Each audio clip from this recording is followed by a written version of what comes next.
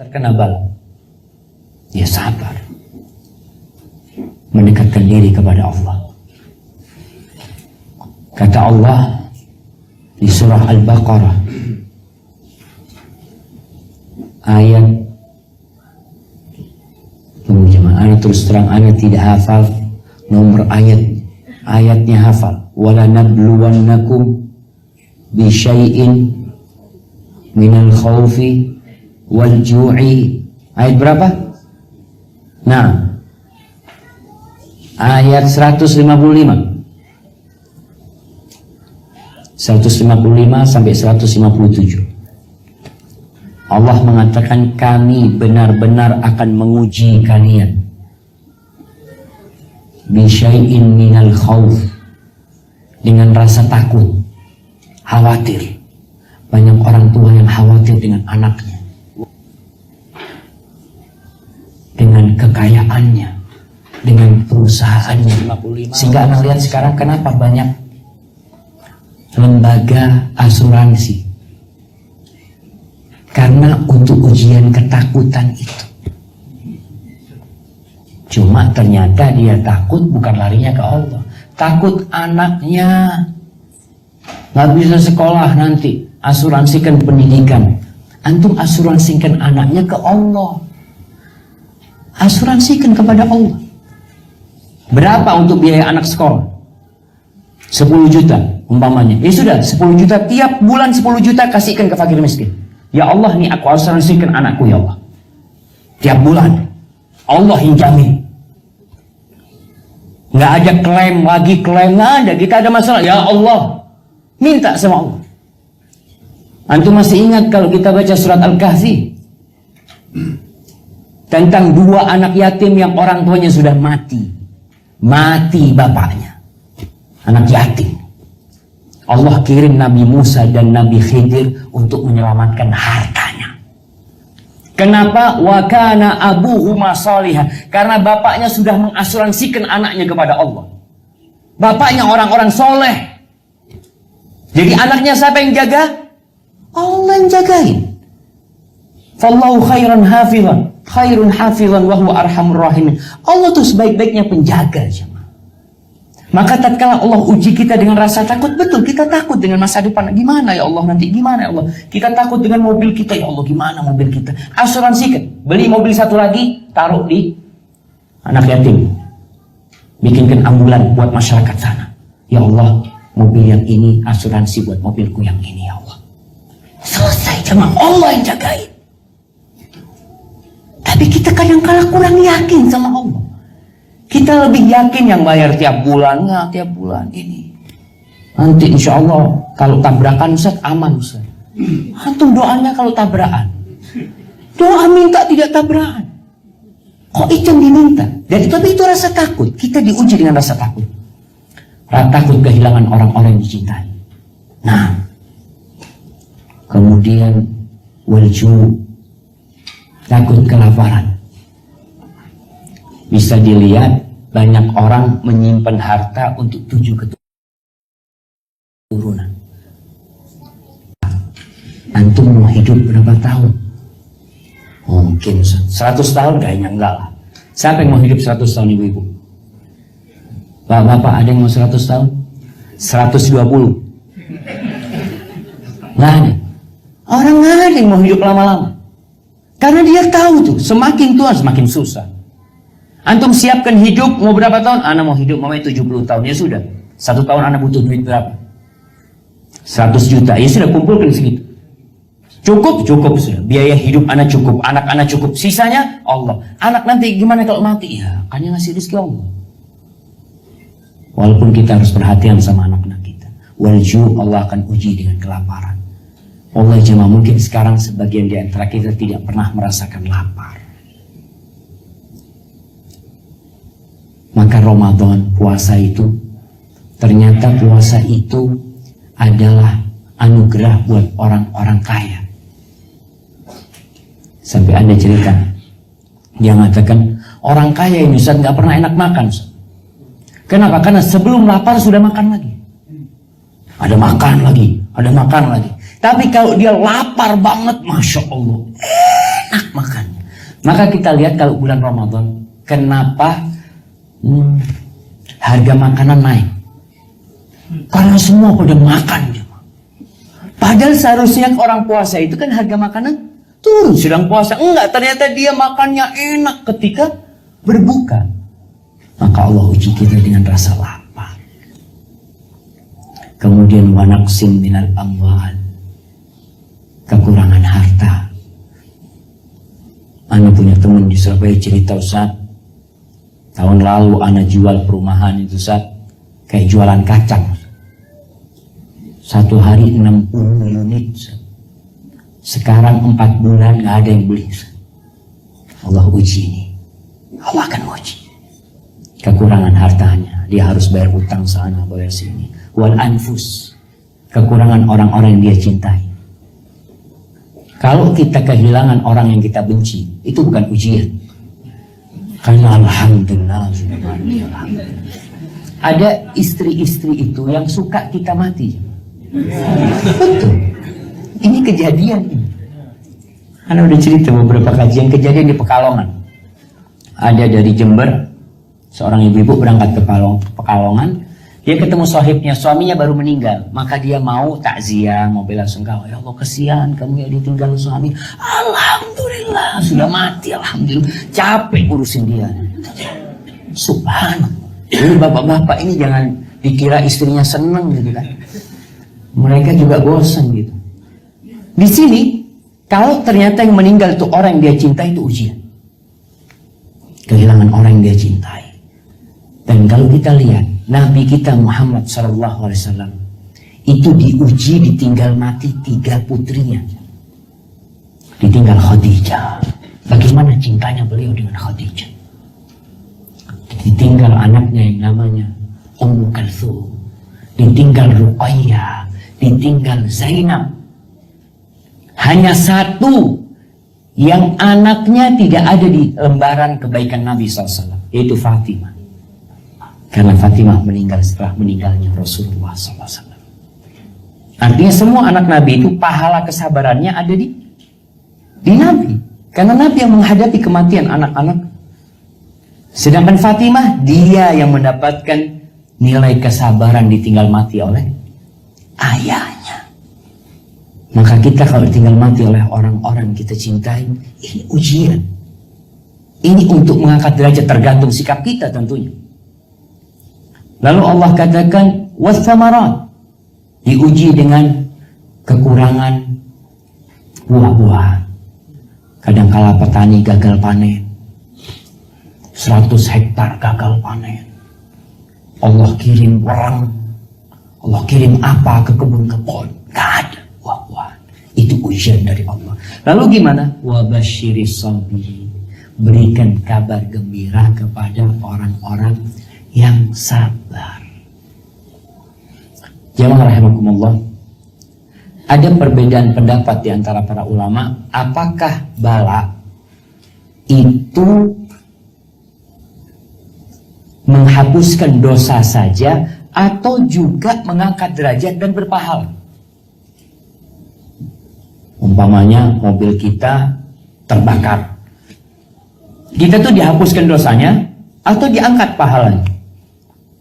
Ulama menjelaskan, pendapat yang pertama mengatakan bala itu, sakit yang menimpa kita itu hanya untuk menghapuskan dosa.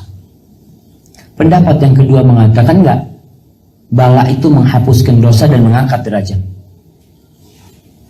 Yang ketiga mengatakan bala itu akan berpahala kalau dalam rangka kebaikan. Orang berangkat haji patah kakinya, umpamanya, dia itu akan dapat pahala. Selain dihapuskan dosanya, dia akan dapat pahala. Tapi orang umpamanya main voli kemudian keselio kakinya, itu dihapuskan dosa plus pahala atau dihapuskan dosa saja?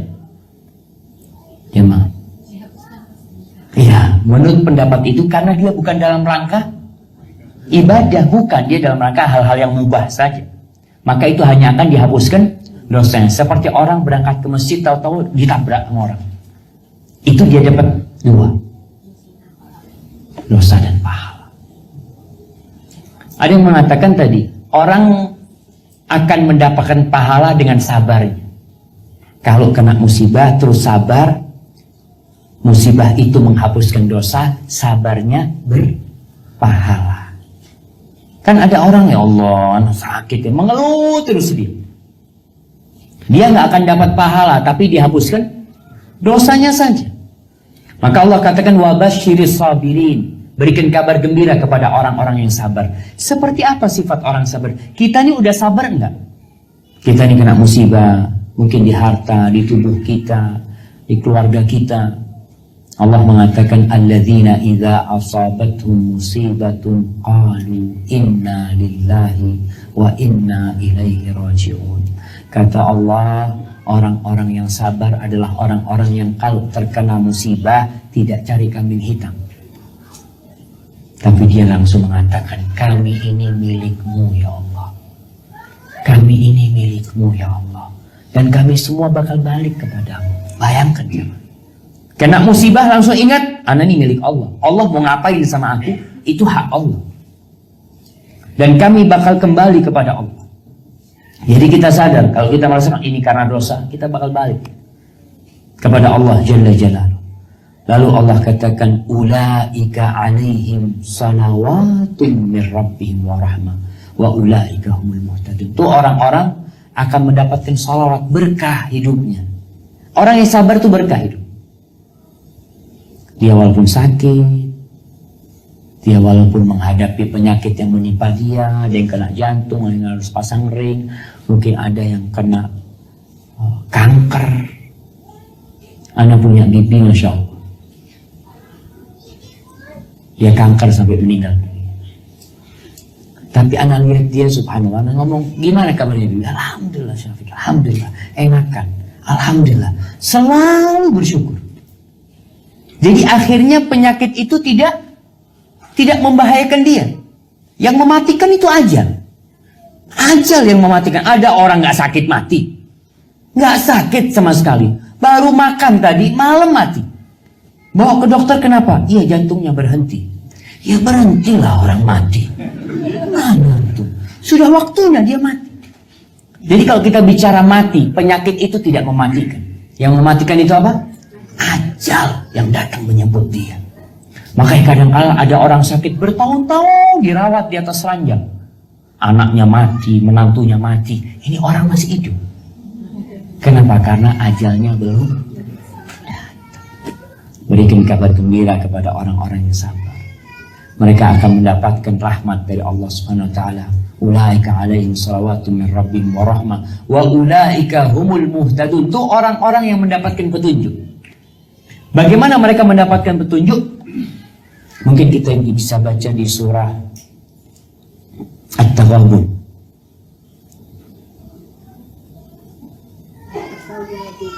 At-Taghabun.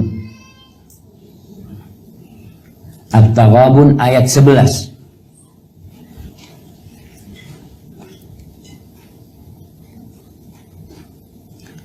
Sudah dapat?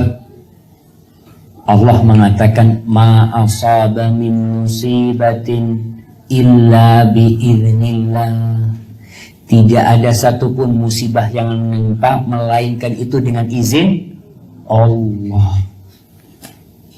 Dengan izin Allah. Wa man yu'min billah yahdi qalbah. Barang siapa yang beriman kalau ini dari Allah, Allah akan kasih hidayah di hatinya.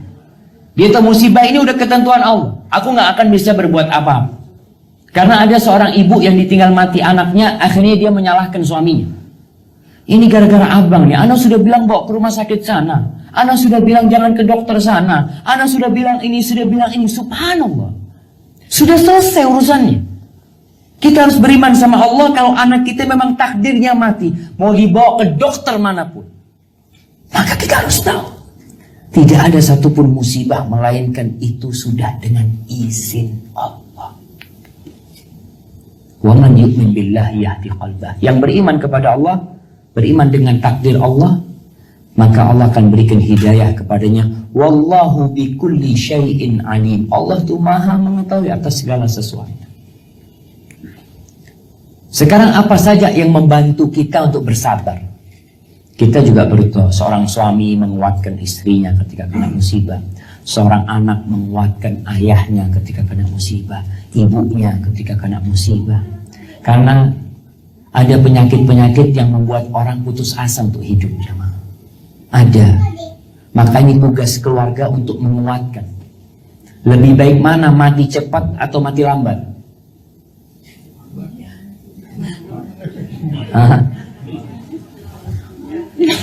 Orang yang terbaik itu adalah orang yang panjang umurnya dan baik amalannya. Kenapa?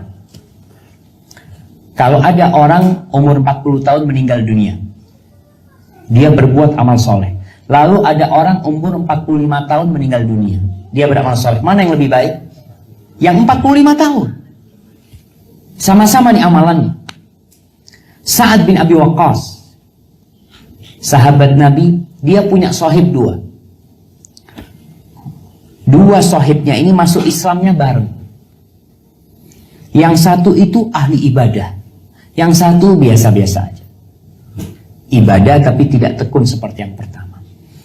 Sahib Sa'ad yang pertama ini meninggal dunia di medan perang, mati syahid. Yang kedua nggak mati. Setahun kemudian mati biasa. Akhirnya suatu hari Sa'ad bin Abi Waqqas bermimpi. Dia bermimpi seakan-akan kiamat telah terjadi.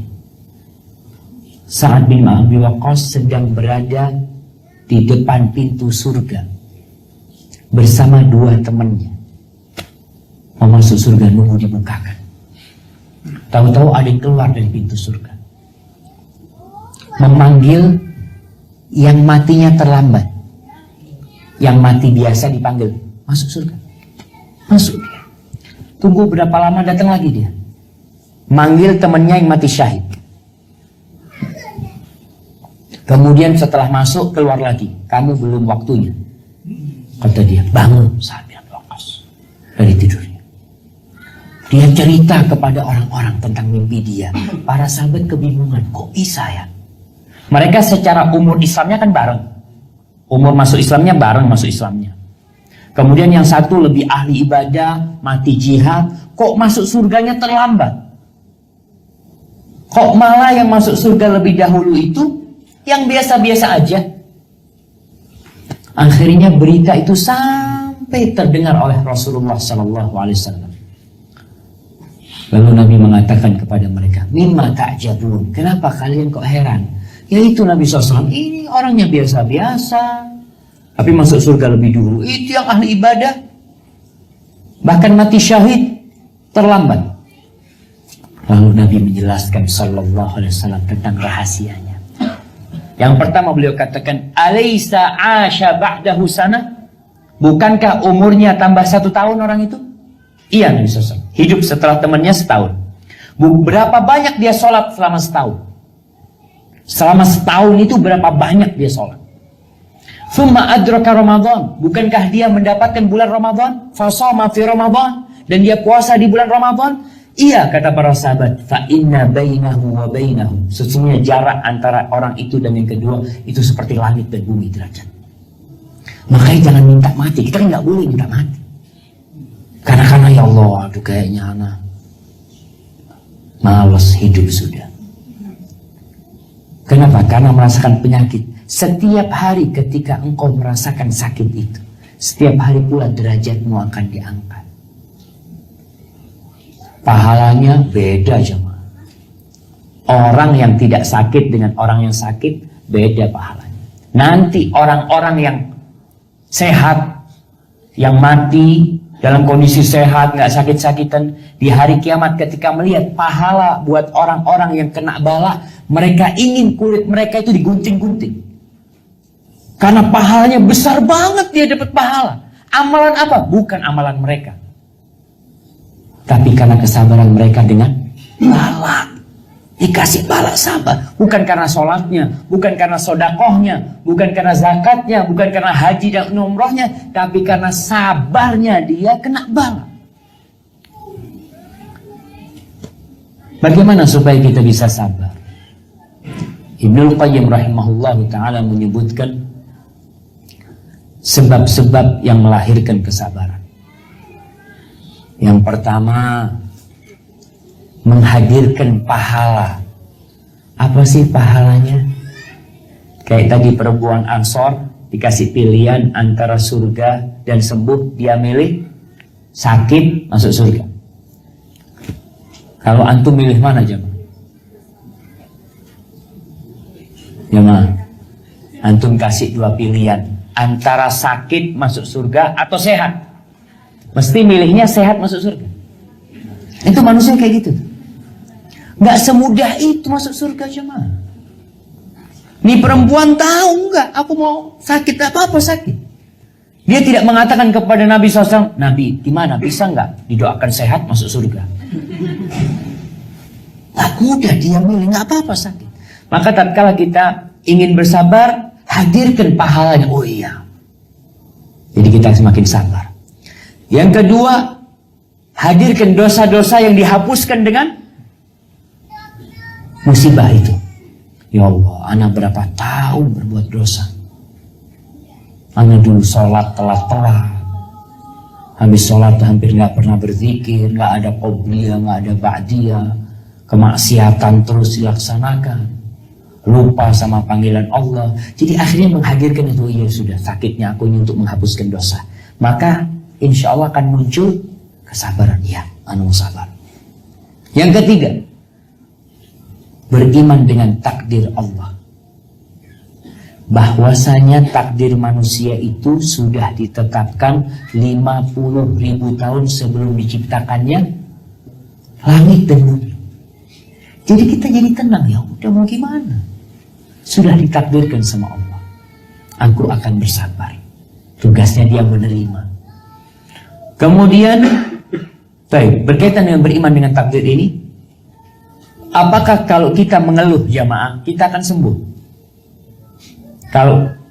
Kalau kita mengadu ke orang, setiap ada orang cerita, ya Allah, kenapa ya Allah? Ya itu anak ini musibah nggak berhenti Ustaz. Terus anak akan sabar Ustaz. Jadi kalau mengeluh itu ada dua macam. Mengeluh yang boleh dan mengeluh yang tidak boleh. Mengeluh yang boleh itu orang sakit ketika ada temannya berkunjung. Sakit, iya anak sakit. Sininya sakit. Dia mengucapkan mana letak sakitnya supaya didoakan, supaya diobati, itu nggak apa-apa. Tapi yang tidak boleh mengeluh itu, jadi mengeluh memberikan informasi itu boleh. Tapi kalau mengeluhnya dia itu karena tidak ridho dengan takdir Allah, itu nggak boleh. Makanya dikatakan, bagaimana antum mengadukan Allah kepada makhluk? Yang ngasih musibah ini siapa? Allah kan? Kenapa antum adukan kepada makhluk? Seakan-akan Allah nggak pernah berbuat baik sama antum. Dan kita itu ternyata lebih suka cerita musibah daripada cerita nikmat. Padahal yang harus diceritakan sebenarnya nikmat. Wa amma bi ni'mati rabbika fahadits, ceritakan nikmat itu. Datang alhamdulillah anak dapat nikmat ini, dapat nikmat itu. Takut kalau cerita nikmat. Kenapa?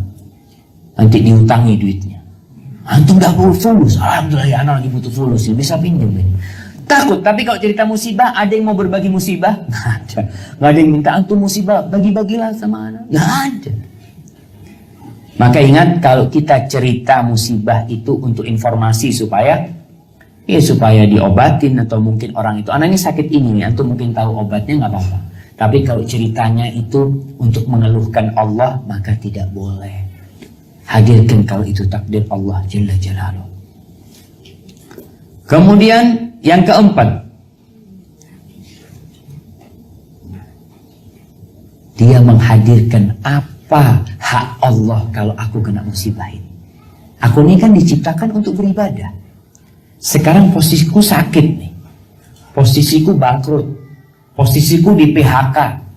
Posisiku ditinggal lari sama istrinya. Atau ditinggal mati oleh anaknya. Maka dia menghadirkan, oh ini nih haknya Allah pada waktu ini apa? Bersabar, ya. Karena kan dalam beribadah itu ada syukur, ada sabar. Saat ini berarti yang harus aku lakukan sabar. Jamaah, tingkatan sabar ini sebenarnya tingkatan paling rendah dalam beribadah. Tingkatan yang kedua itu ridho. Sabar, naik lagi ridho. Aku ridho. Pasti ada hikmahnya. Udah ridho dia. Tingkatan yang paling tinggi syukur. Dia mengatakan alhamdulillah Zat, ana sakit alhamdulillah. Kalau nggak tahu ana sudah jadi apa. Itu sudah tingkatannya syukur. Alhamdulillah ana sakit kayak gini, ana nggak bisa kemana-mana. Ana dulu suka sama teman-teman kemana-mana. Udzubillah, alhamdulillah Allah kasih ana sakit sehingga ana tidak bisa keluar negeri, ana tidak bisa kemana-mana. Ana bersyukur sama Allah. Ini tingkatan yang paling tinggi ya. Karena memandang apa? Memandang ya Allah ini nikmat dari Allah. Sebagian orang itu jamaah gara-gara dosa nggak bisa sholat malam. 4 bulan dia nggak sholat malam. Ya sedih. Ini gara-gara satu dosa nih aku nggak bisa sholat malam. Antum gara-gara sakit bisa sholat malam. Nikmat nggak? Gara-gara sakit alhamdulillah. Ana dulu nggak pernah baca Quran, sakit tiap hari 1 juz. Alhamdulillah. Bukankah nikmat? Jadi kita menyaksikan akhirnya bala itu jadi nikmat. Ini anugerah nih dari Allah. Itu tingkatan tadi. Sabar itu ya sudah, sabar itu menahan diri dari emosi, apa itu sabar. Nggak ngomong yang macam-macam itu sabar. Yang kedua ridho, yang ketiga syukur. Maka usahakan kita sampai ke tingkat syukur itu jamaah. Rasul SAW menjelaskan tentang seorang yang ditinggal mati sama anaknya. Allah ketika ngutus malaikat mencabut nyawa salah satu anaknya hamba Allah, Allah tanya, ana kok jadi kepingin sama yang hijau-hijau ini? Macam apa nih? Coba tunggu sebentar. Alhamdulillah. Nah, sampai mana kita?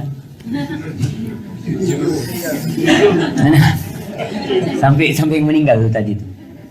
Jadi meninggal dulu ini anaknya dicabut. Akhirnya Allah tanya sama malaikatnya, qabattum walad abdi, kalian habis mencabut nyawa hambaku? Iya ya Allah. Qabattum samrata fuadi, kalian habis mencabut nyawa buah hatinya. Artinya anak ini dicintai. Karena ada orang tua yang kepingin anaknya mati. Allah mudah-mudahan mati aja. Ini enggak, ini buah hatinya. Memang cinta dia sama anaknya. Lalu Allah bertanya kepada malaikat-malaikatnya. Dan Allah tahu sebenarnya dengan kejadian itu. Tapi Allah ingin menunjukkan rahmatnya. Madza qala abdi, apa yang dikatakan oleh hambaku ketika kalian cabut nyawanya? Kata malaikat-malaikat ini, hamidaka wastarja. Dia mengatakan alhamdulillah. Dan dia mengatakan inna lillahi wa inna ilaihi raji'un. Dia bersyukur. Lalu apa? Kata Allah, ubnu li abdi baitan fil jannah wa sammuhu baital hamdi. Bangunkan rumah buat hambaku, khusus buat hambaku ini. Kasih nama rumahnya, rumah ujian. Karena dapat musibah, tapi memuji Allah. Di sini ini tingkatan yang tinggi sekali. Dari mana kita bisa menghadirkan itu? Ya lihat kepada hikmah-hikmahnya yang ada di balik situ. Kemudian yang ke-5, dia melihat bahwasanya ini karena dosanya. Dia dosa, ya Allah, ini karena dosa, ya Allah. Ya mudah-mudahan diampuni sama Allah dosa-dosaku. Akhirnya perasaan seperti itu membuat kita istighfar sama Allah. Astaghfirullah, astaghfirullah, astaghfirullah. Ali bin Abi Thalib mengatakan, ma nazala bala'un, tidaklah satu balak turun melainkan dengan dosa. Wala rufi'a illa bitaubah, dan tidak diangkat kecuali dengan taubat. Kita tahu tadi di yang kedua kita meyakini dosa ini menghapuskan musibah itu menghapuskan dosa. Di yang kelima ini mendorong kita musibah itu untuk istighfar. Karena dia tahu ini nggak akan diangkat kecuali dengan taubat. Ya sudah kita taubat. Ustaz, anak udah taubat terus Ustaz, tapi penyakitnya kok nggak sembuh-sembuh Ustaz. Balaknya kok terus bersambung. Nah, berarti mau diangkat derajat antum semua. Terus husnudzan sama Allah. Terus mau diangkat. Kan tadi disampaikan akan ada derajat yang tidak bisa dicapai dengan amalan. Antum mau sholat malam terus nggak tercapai itu. Tercapainya dengan apa? Dengan musibah. Kenapa para nabi balaknya paling berat? Kalau bicara penyakit, siapa yang penyakitnya lebih berat daripada Nabi Ayub? Ditinggal mati sama anaknya, hartanya habis semua sendirian dia. Sama istrinya doang. Sampai istrinya punya keinginan ninggalkan dia. Akhirnya Allah sembuhkan dia. Jadi balak yang paling berat itu Nabi kita Muhammad SAW. Adakah hamba yang lebih dicintai Allah daripada Nabi kita SAW? Nggak ada. Ketika beliau sakit dijenguk oleh Abdullah bin Mas'ud atau oleh Abu Musa al-Ash'ari, dipegang badannya Nabi. Pada waktu itu pakai selimut Nabi. Panasnya itu tembus ke atas selimut. Kata sahabat ini, ya Rasulullah, innaka tu'akuwa'kan syadidan. Wahai Rasul SAW, sakitmu ini parah banget. Artinya sahabat ini tidak pernah melihat sahabat lain sakit seperti ini. Apa kata Nabi SAW? Naam, inni u'akuwa'kar rajulaini minkum. Sakitku ini sakitnya 2 orang di antara kalian. Double sakitnya Nabi. Tanya sahabat ini, adzalika, apakah itu karena engkau akan mendapatkan pahala double? Iya, kata Rasulullah SAW. Jadi kita paham. Kita istighfar, terus istighfar. Minta ampun sama Allah, husnudzon sama Allah. Mudah-mudahan itu akan mengangkat derajat kita. Kemudian yang ke-6, hendaklah kita mengetahui kalau Allah lah yang memilihkan buat kita penyakit dan musibah ini. Allah yang memilihkan buat kita. Masa kita nggak ridho sama pilihan Allah? Kadang-kala bagaimana seorang istri yang dibawain hadiah sama suaminya. Dibawain hadiah, lalu si istri ngomong, bang ini bukan seleraku bang. Bagaimana kira-kira perasaan suami? Anak pernah ketemu suami berangkat umrah, anak ngomong, bang abang belikan hadiah lah buat istri mau pulang. Ustaz, anak sakit hati sama si Rana. Setiap dibeliin baju, oh anak nggak suka yang warna ini. Anak, ya Allah, dikasih ribut. Maka ini tadi Allah memberikan kepada kita bala. Ini kan Allah ridho berarti sama kita, bala ini sama kita. Terus kenapa kita marah-marah? Maka hadirkan, ya Allah, kalau Allah yang berkehendak maka aku harus terima. Ini naik tingkat menjadi ridho. Iya, terima. Walaupun berat, siapa yang nggak suka sama penyakit? Nggak ada. Bahkan nggak boleh minta penyakit. Nggak boleh minta penyakit. Pernah Nabi SAW datang ke rumahnya sahabat. Sahabat ini sakit parah sampai seperti anaknya ayam yang berpenyakitan. Lalu Nabi bertanya, hal da'autallah bi syai'? Apakah kamu berdoa minta sesuatu sama Allah? Kok bisa sampai kayak gini sakitnya? Kata orang ini, iya, aku pernah berdoa. Aku mengatakan, Allahumma ma kunta mu'aqibi fil akhirah fa'ajjilhu li fid dunya. Ya Allah, sanksi yang akan kau berikan kepadaku di akhirat, tolong kau segerakan buat aku di dunia.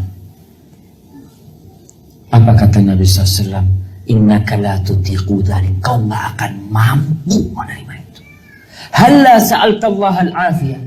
Kenapa engkau gak minta kesembuhan dari Allah Jalla Jalaluhu? Halla qulta Allahumma atina fid dunya hasanah wa fil akhirati hasanah wa qina adzabannar. Kenapa engkau gak doa, ya Allah, minta kebahagiaan di dunia, minta kebahagiaan di akhirat, dan minta diselamatkan dari api neraka? Jangan minta bala. Karena kita nggak tahu apakah kita akan sabar kalau kena bala. Ada seorang, subhanallah jemaah, yang nggak tahan sama bala, akhirnya su'ul khatimah. Di pada satu peperangan, para sahabat Nabi radhiyallahu ta'ala melihat ada satu orang begitu apa ya? Herois itu apa? Heroik itu apa bahasa Indonesia? Apa? Agresif banget. Iyalah, agresif lah. Begitu semangatnya dia berperang, dia sampai sahabat mengatakan, ya Rasulullah, hari ini tidak ada yang berperang seperti fulan. Artinya hari ini harinya dia. Yang mana kata Nabi SAW? Yang itu Rasulullah SAW. Ditunjukkan, huwa finnar, orang itu di neraka tempatnya. Bayangkan jamaah, itu sahabat bingung dengan ucapan Nabi. Ini yang semangat kayak gini masuk neraka, gimana dengan kita? Maka diikuti orang ini, dilihat, diikuti. Ternyata setelah peperangan dia itu terluka dan tidak tahan dengan lukanya. Dia ambil itu pedang, ditaruh di dadanya, dia bunuh diri. Di sini kita nggak tahu kalau kita kena bala sabar apa enggak, kita nggak tahu. Oleh karena itu jangan minta bala, minta kesembuhan kepada Allah Jalla Jalaluhu. Kemudian yang ketujuh, hendaklah dia mengetahui bahwa musibah itu sebenarnya obat buat penyakit hati. Musibah di badan yang sembuh hatinya. Kita tuh punya penyakit sombong. Oh, kita sok kita ini. Allah kasih sakit supaya antum sadar. Enggak, antum itu tidak tercipta dari besi. Bukan Gatot Koco. Apa Gatot Koco? Otot kawat belum besi. Nah, ototnya dari kawat, tulangnya dari besi. Enggak. Jadi ternyata penyakit ini, musibah ini obat dari Allah buat kita. Jadi kalau saya, iya ya Allah ya, anak dengan penyakitnya alhamdulillah hilang kesombongan anak, hilang kecongkakan anak. Jadi anak sadar anak ini makhluk yang lemah. Dan tahu Allah ngasih itu memang udah pas gitu. Kita kalau ke dokter, dikasih dokter itu obat pas.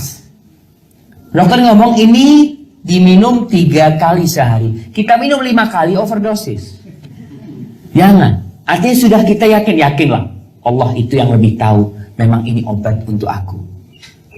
Kemudian yang ke-8. Hendaklah mengetahui kalau penyakit ini akan berakhir. Semuanya akan berakhir, jamaah. Malam itu akan berakhir dengan terbitnya mentari di pagi hari. Kita tahu fa inna ma'al usri yusra. Setelah kesulitan itu akan ada kemudahan. Jadi memang pahit sekarang, tapi biasanya setelah pahit itu apa? Sembuh. Obat sama dokter, disuntikkan obat, ngomong dokternya, "Mas, ini sakit banget." Apa kata kita? Nggak apa-apa dok. Kenapa? Kita mau sembuh.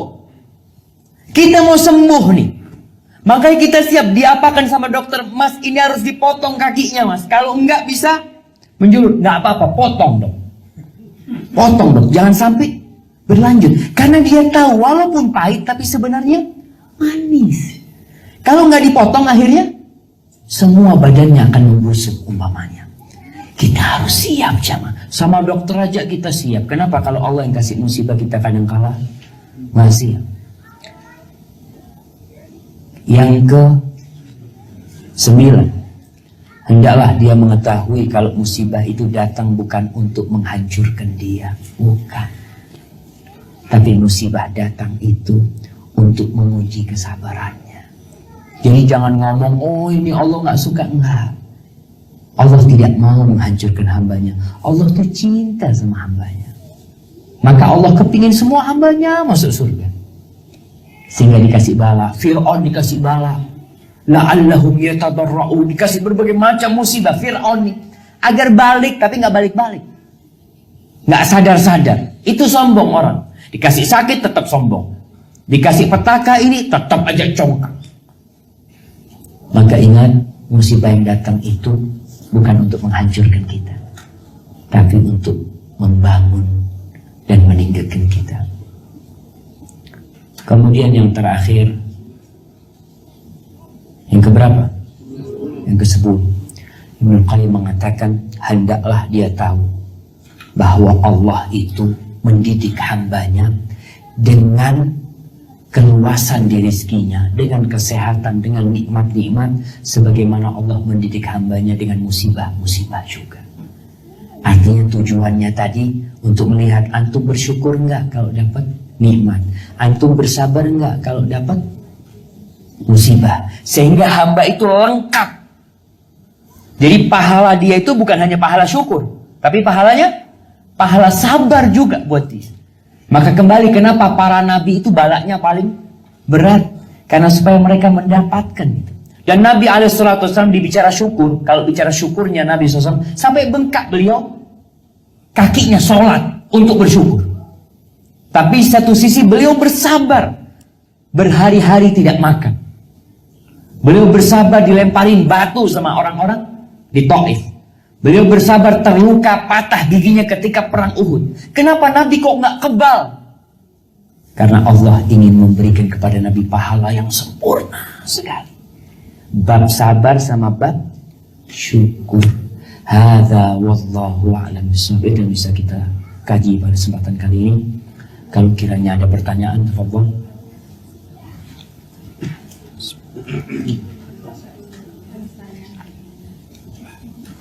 Masya Allah, saklah.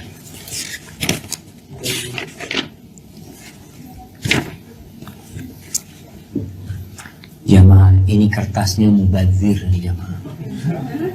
Besar banget pertanyaannya, sedikit sekali.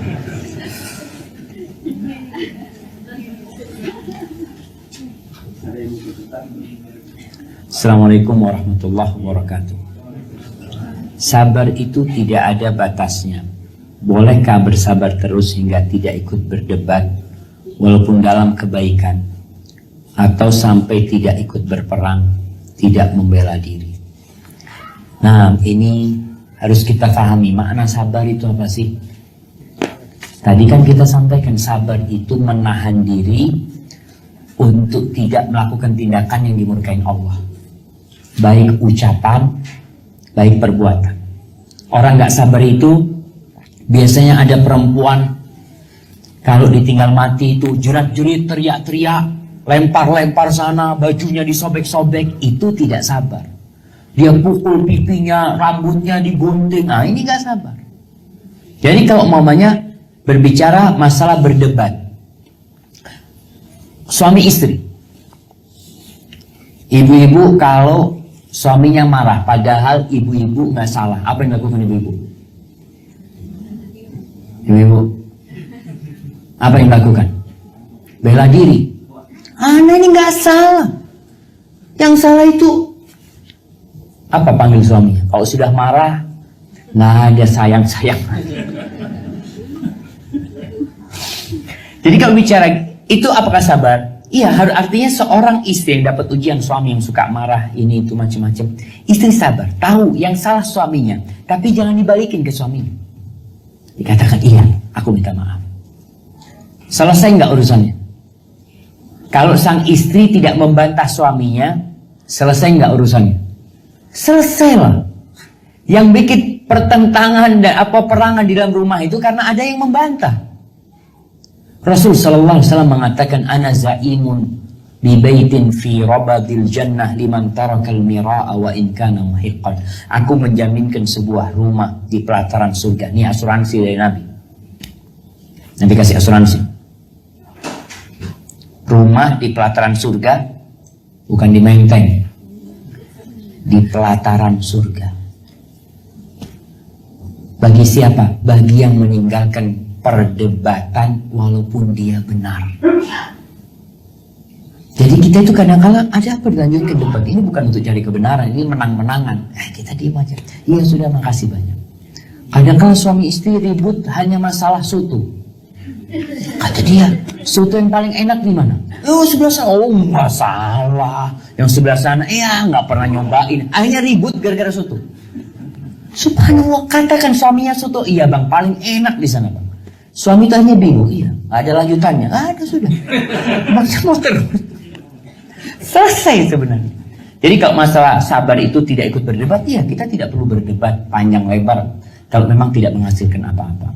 Atau sampai tidak ikut berperang. Wah, ini bukan masalah bersabar. Perang itu butuh kesabaran. Perang itu butuh sabar. Atau akan terluka, akan apa. Maka bukan berarti orang yang bersabar itu tidak ikut berperang. Mereka berperang. Tapi sesuai kapan harus berperang umat Islam. Kemudian tidak membela diri. Kalau membela diri kita harus bela diri ketika dibutuhkan. Nabi SAW dikatakan syair, sahir, kahin, penyair, dukun, penyihir. Pernah beliau balas?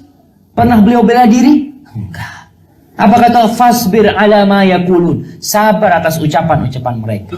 Jadi kita harus melihat kapan kita membela diri dan kapan kita berdiam diri.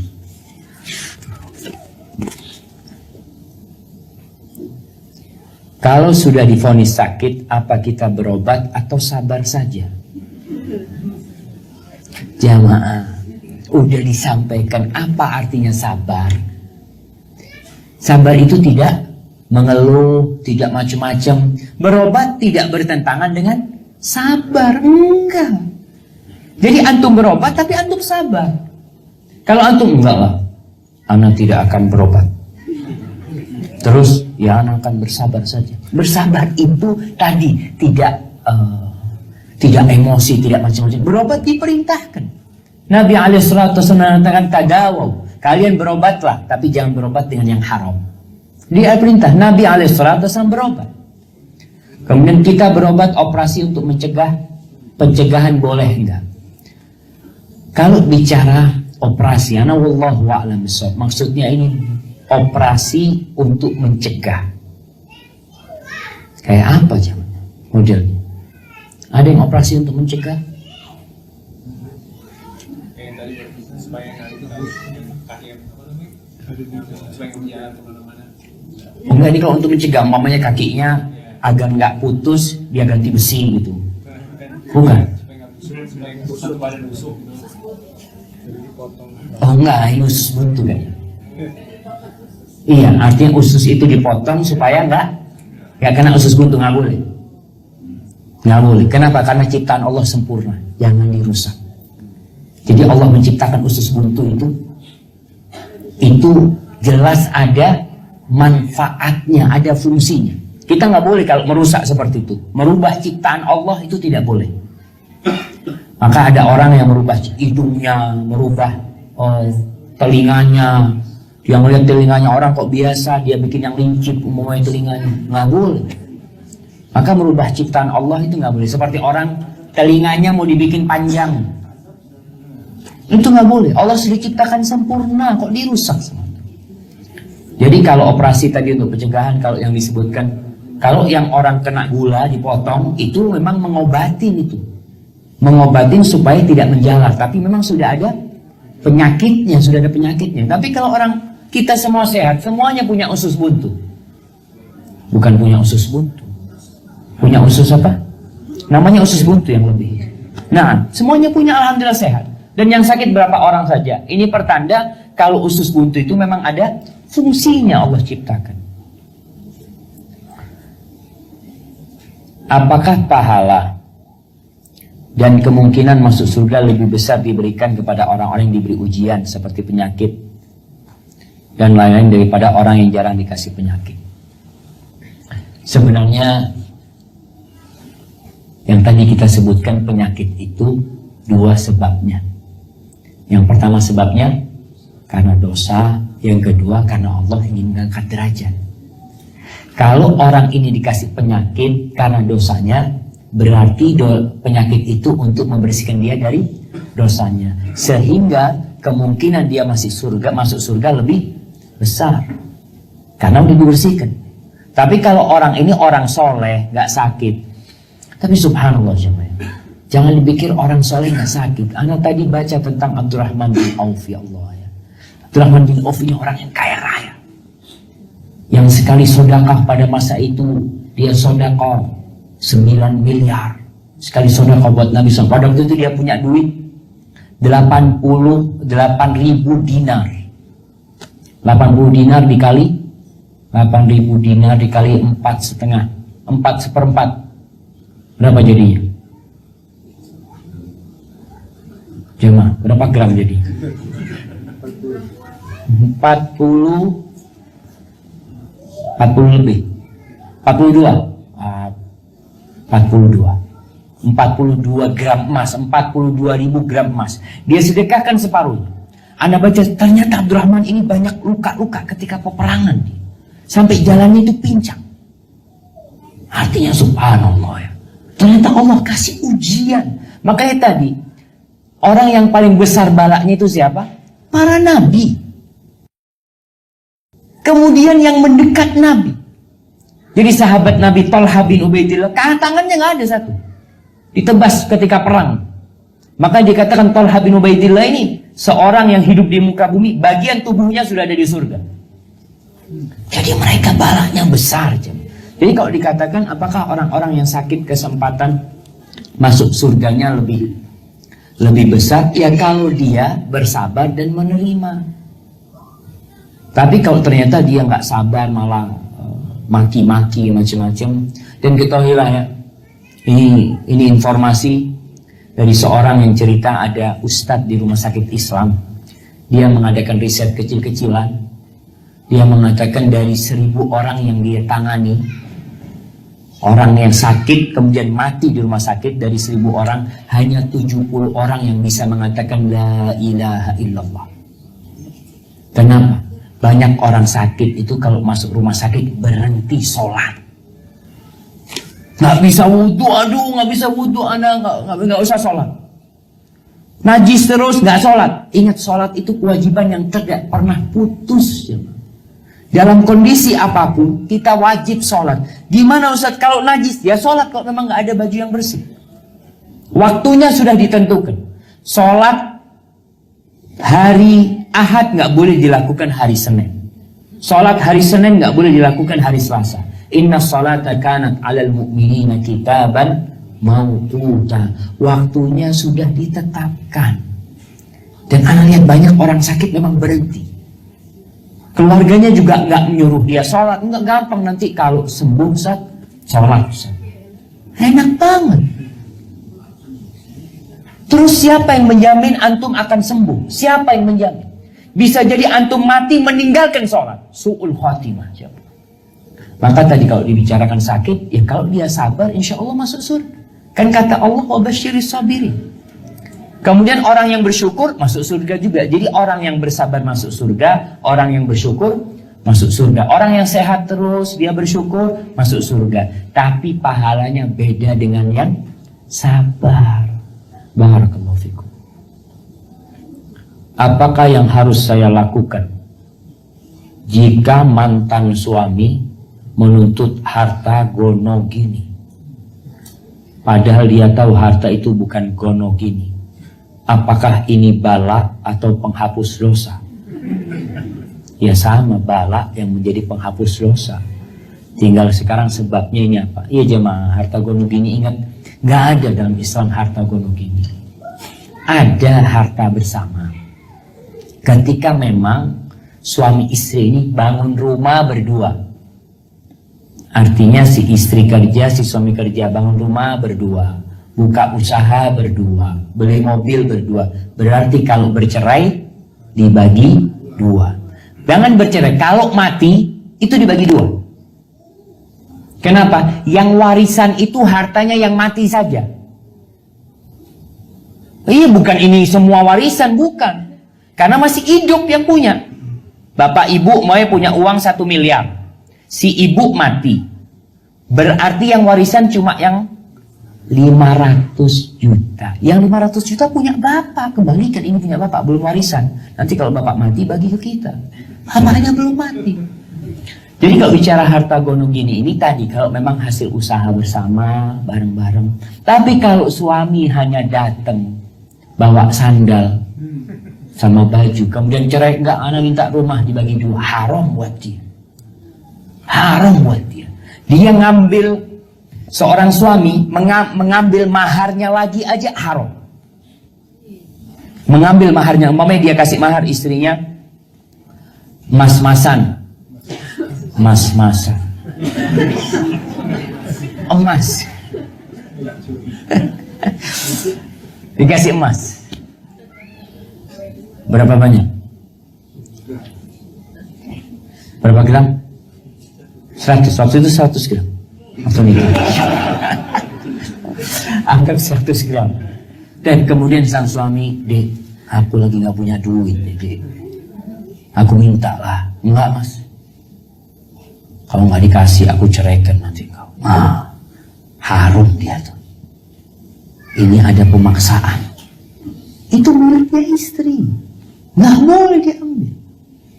Bagaimana kalau itu bukan mahar, tapi memang hartanya istri? Artinya rumah ini si suami masuk ke rumahnya istrinya. Lalu suami keluar minta bagian harta gunung ini. Maka dia berdosa, dia makan haram selama hidupnya. Ngambil uangnya istrinya tersebut. Kemudian bagaimana? Apakah ini bala atau penghapus dosa? Ya lihat kondisi kita. Kita ini banyak dosa. Jadi kalau kita yang kena bala, maka kita husnudzon sama Allah, suudzon sama diri kita. Artinya iya ini karena dosa. Tapi kalau orang lain yang kena bala, kita husnudzon sama dia. Mungkin Allah mau mengangkat derajat dia. Jangan kalau ada orang sakit, ya memang banyak dosanya dia. Perlu dibersihkan dosanya. Kita nggak boleh suudzon sama saudara kita sama.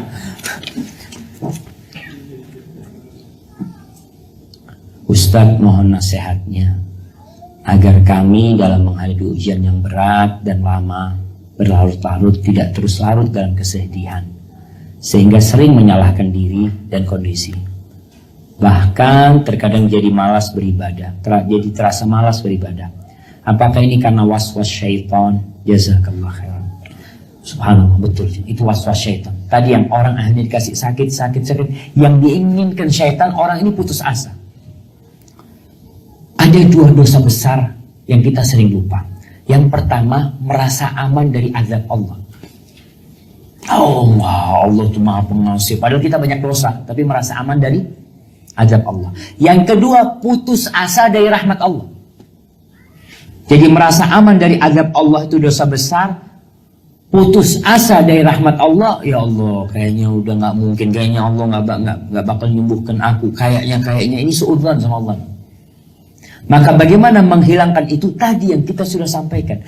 Yang 10 poin tadi itu. Ingat kalau ini untuk mengangkat derajat. Ingat kalau ini pilihan Allah. Ingat pahalanya berbeda tentunya. Musibah. Dan kita jamaah disuruh melihat kepada kenikmatan yang Allah berikan. Allah mengatakan fa inna ma'al usri yusra. Itu pasti. Tapi biasanya kita hanya melihat kepada penyakit. Yang sakit mana? Kakinya doang kan. Tangannya doang kan. Yang lainnya kan gak sakit. Tapi kita selalu seakan-akan semuanya sakit. Enggak. Oleh karena itu dilarang kita mengatakan ta'isa badani. Gak boleh seorang muslim mengatakan bahasa Jawanya itu loro kabeh. Sakit semua anak. Bohong antum bilang sakit semua. Semuanya sakit. Ini kan orang gak bersyukur jemaah. Telinganya sakit? Ya enggak sih telinganya. Kukunya sakit? Enggak sih. Terus mana yang sakit? Punggungnya. Ya bilang punggungnya sakit. Kok bilang sakit semua? Ini termasuk orang yang gak bersyukur jemaah. Maka lihatlah kepada nikmat Allah. Kemudian supaya bisa lebih bersabar, lihat orang yang musibahnya lebih berat. Makanya sering-sering berkunjung ke rumah sakit. Ya Allah jemaah. Anda dapat kiriman foto di Jember itu.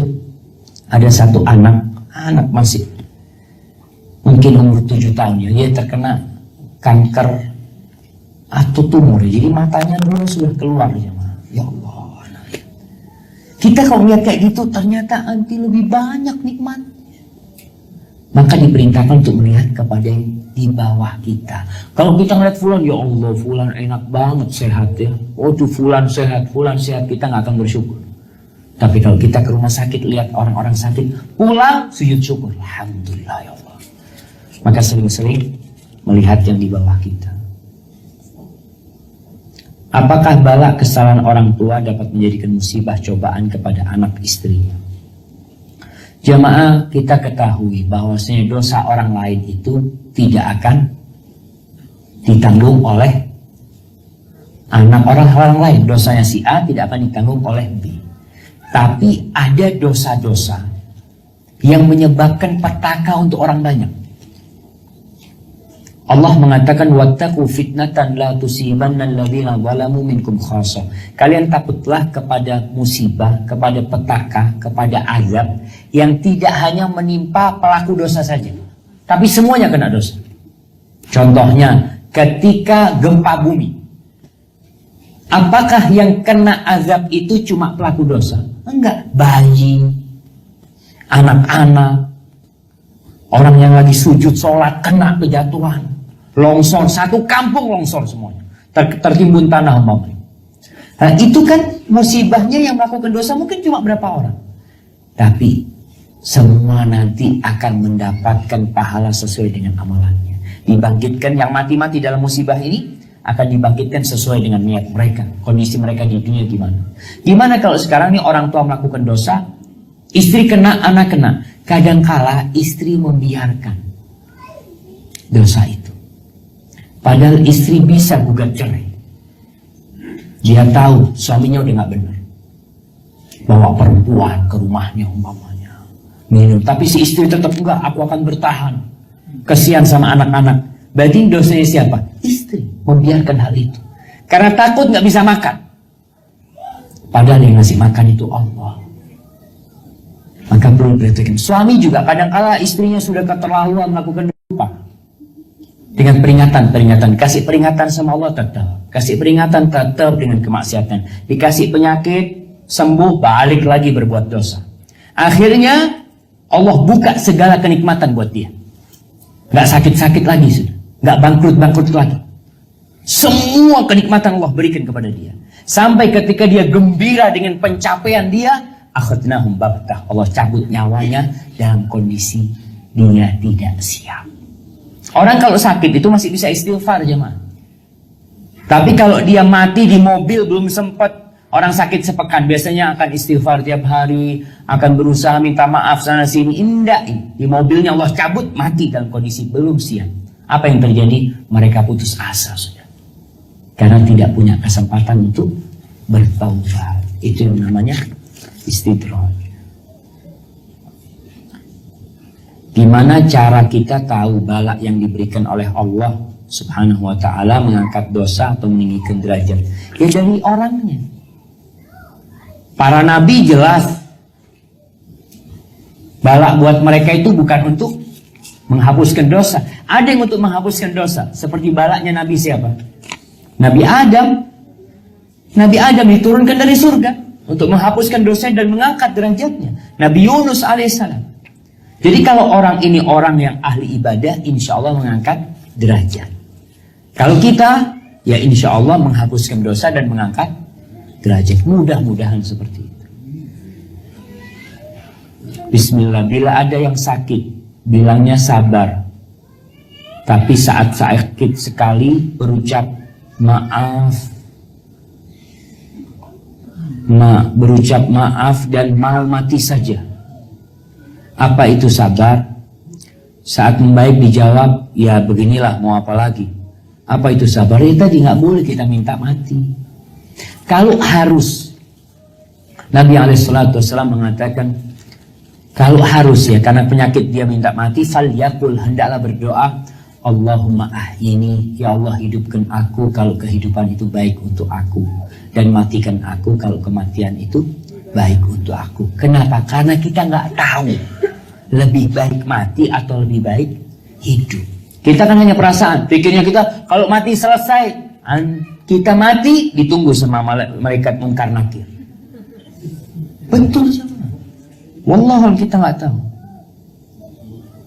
Bagaimana memberinya, menghibur agar ia sabar dan istighfar dan ingat Allah SWT. Tadi 10 poin yang disampaikan itu, ingatkan dengan pahala. Ingatkan kalau di hari itu akan diangkat derajatnya, akan mendapatkan tingkatan-tingkatan yang mungkin tidak dicapai dengan amalannya. Jemaah, jam berapa jemaah? Masya Allah. Baik, anak selesaikan nih. Anak saudara saya sering sakit, usianya masih balita. Keluarga suami menyarankan untuk mengganti namanya.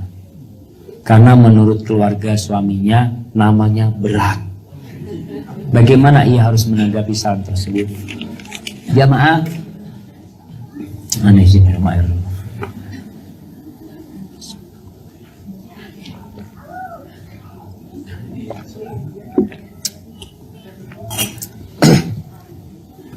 Iya, berkaitan dengan memilih nama, kita itu disuruh milih nama yang baik.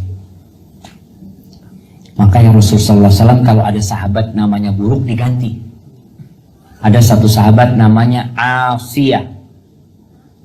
Asiyah itu artinya pelaku kemaksiatan. Bukan Asiyah. Kalau Asiyah kan istrinya Fir'aun. Ini Asiyah. Diganti namanya anti Jamilah. Diganti namanya Jamilah. Pakai short ya, Asia. Ada lagi sahabat yang namanya Sarik bin Zolim. Sarik itu pencuri, bapaknya itu namanya Zolim. Sarik bin Zolim. Diganti sama Nabi SAW. Ini namanya, orang Arab itu namanya dulu buruk guru. Kenapa dia mengatakan nama budaknya itu bagus-bagus, tapi nama anaknya buruk. Ketika ditanya kenapa kalian menamakan anak-anak kalian kok dinamain singa, namain apa macam-macam, kata dia, kami memberi nama anak kami buat musuh-musuh kami. Jadi supaya takut, Sarik, pencuri, zalim. Jadi dia takut. Kalau budaknya, kami kasih nama budak kami buat kami. Kan kita ingin budak yang robah, yang baik, Bilal, yang namanya itu mengandung kebaikan. Ada suatu hari sahabat Nabi SAW namanya Hazan. Hazan itu keras kepala. Keras kepala, sulit. Ditanya sama Nabi SAW, Masmuk namanya, antum siapa? Hazan, kata orang ini. Apa kata Nabi SAW? Bal anta sahal, enggak, engkau orangnya mudah. Sahal itu mudah. Tapi apa kata orang ini? Aku enggak akan mengganti nama pemberian orang tuaku. Cucunya cerita, dia punya cucu namanya Sa'id ibn Musayyib ibn Hazan. Cerita, sejak kakek kita enggak mau diganti namanya, keluarga kita keluarga keras kepala semua. Susah semua. Jadi nama itu memang memiliki pengaruh. Tinggal dilihat, tadi dikatakan namanya berat, itu namanya siapa. Dan anak kalau boleh usul kepada yang mau punya anak lagi. Ibu-ibu nih, bapak-bapak yang punya anak lagi, kalau ngasih nama anak itu satu aja. Namanya satu. Nama Nabi kita siapa? Muhammad bin Abdillah. Namanya Abu Bakar, Abdullah. Abu Bakar itu gelarnya. Abdullah namanya, bin Abi Quhafa. Namanya Umar, Umar saja. Umar bin Khattab. Khattab itu nama bapaknya. Kemudian namanya Utsman, Utsman saja. Sekarang namanya orang Muhammad Ali Utsman Abdullah. Itu satu orang. Diborong semua namanya sahabat ini. Cukup satu. Satu cukup, yang kedua nama bapaknya, terus nama kakeknya. Cuma yang keren-kerenan itu sekarang. Ada yang namanya campuran nama bapak sama ibunya digabungkan. Kenapa? Supaya keren, ya Allah. Nasabnya anak itu sama bapak sama ibu. Sama bapak. Sama bapaknya. Nasabkan kepada bapaknya. Ibu nggak usah iri. Enak banget dia sama bapaknya. Memang kayak gitu. Kalau nasabnya ke ibunya saja, jadi anak zina. Iya, nasabnya itu ke bapak. Yang boleh nasab ke ibu itu cuma Nabi Isa alaihissalam. Tidak punya bapak, itu berkaitan dengan nama. Jadi kalau dikatakan ganti nama, kalau memang namanya itu buruk, diganti. Diganti. Bolehkah steril kandungan karena sudah 3 kali melahirkan secara operasi?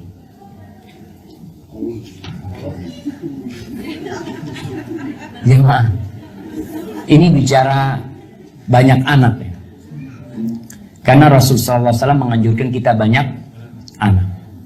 Apakah memang orang sesar itu cukup 3 kali? Atau bisa lebih?